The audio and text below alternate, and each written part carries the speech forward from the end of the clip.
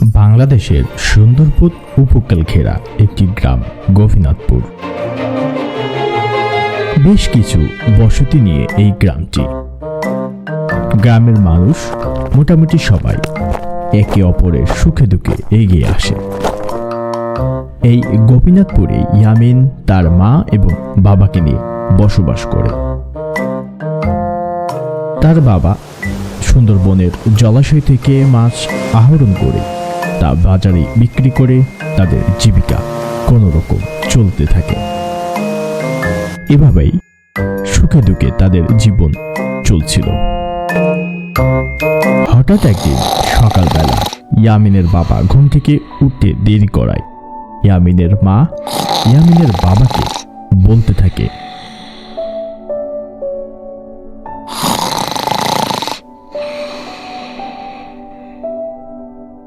কি গো ইয়ামিনের বাবা, তুমি আজকে মাছ ধরতে যাবে না? কত বাজে, তোমার কি খেয়াল আছে? তুমি আজকে এত শুয়ে আছো কেন? যাব ইয়ামিনের মা, আজকে কেন যে এত ঘুম আসছে আমার বুঝতে পারছি না। ঠিক আছে, উঠছি, তুমি যাও। এই বলেই ইয়ামিনের মা চলে গেল। ইয়ামিনের বাবা জাল হাতে করে দিয়ে সুন্দরবনের জলাশয়ে যেতে লাগলো। ইয়ামিন পাশের বাড়ি এক বান্ধবীর সাথে খেলা করতেছিল এবং গান করে নাচানাচি করতেছিল।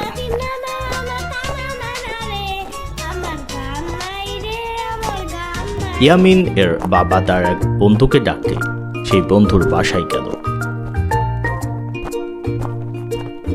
কি খগেন? ও খগেন, আজকে মাছ মারতে যাবি না? হয় যাও, কৌখাকে খুব গাড়া আমি ঘর থেকে বেরোচ্ছে।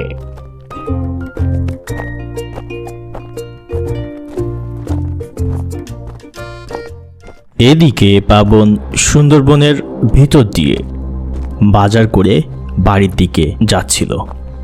হাতে একটি ইলিশ মাছ ঝুলতে ঝুলতে যাচ্ছে। বেশ কিছুক্ষণ আসার পর সে অনুভব করতে থাকে পিছনে কেউ একজন রয়েছে। তবু সে ভ্রুক্ষেপ না করে চলতে থাকে। তারপর হঠাৎ করে সে পিছনের দিকে তাকায়। তাকিয়ে দেখে কেউ নেই। আবারও পাবন হাঁটতে শুরু করে। বেশ কিছুক্ষণ হাঁটার পর আবারও তার মনে হলো পিছনে কেউ আছে। এবার পিছনে তাকাতেই দেখে একটি সুন্দরী মেয়ে। পাবন বিচলিত না হয়ে ওই মেয়েকে জিজ্ঞাসা করে, কে আপনি? এত রাতে এখানে কি করছেন? আমি আসলে ওই পাশের গ্রামে যাব, আসতে আসতে অনেক লেট হয়ে গেছে। ও আচ্ছা, ঠিক আছে, আমিও তো যাচ্ছি ওইদিকে। আপনি যদি চান আমার সাথে যেতে পারেন। জি অবশ্যই, ঠিক আছে চলুন। দুজনে কথা বলতে বলতে পথ চলে যাবে আর সময়ও পার হবে। আপনি কোথা থেকে আসছিলেন?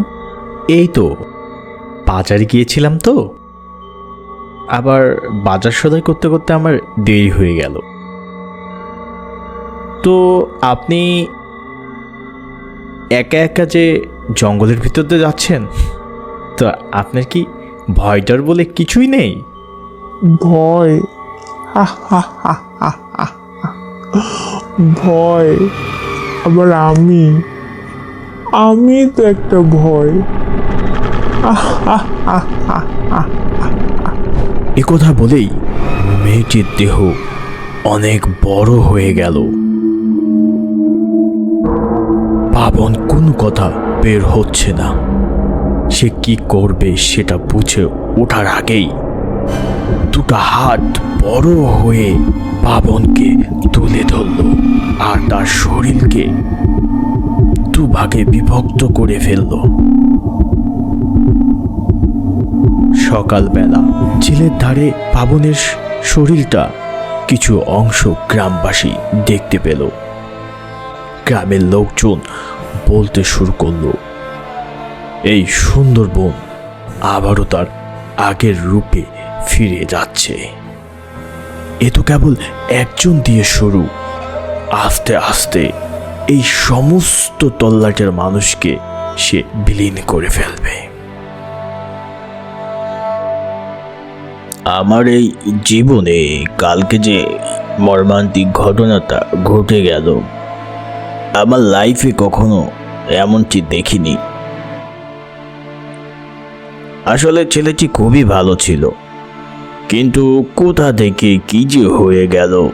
বাপ ঠাকুমার মুখে শুনেছিলাম যে আমাদের এই সুন্দরবনে একটা ভয়ঙ্কর নরপিশাচ ভূত আসে, তবে এমন যা দেখছি আমার তো মনে হচ্ছে এই নরপিশাচেরই কাজ।